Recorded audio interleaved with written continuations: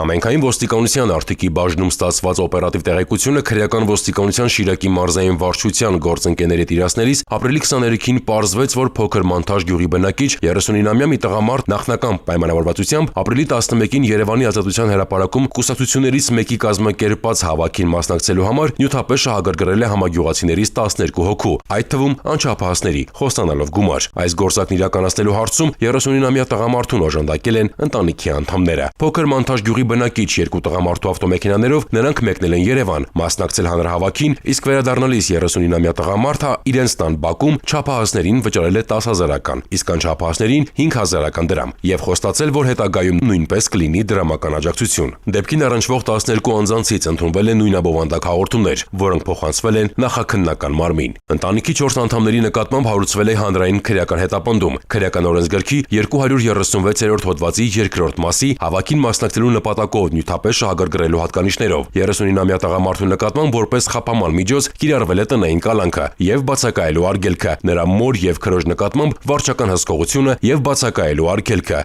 իսկ ընտանիքի անչափահաս անդամի նկատմամբ դաստիարակչական հսկողությունը։ Նախաքննությունը շարունակվում է։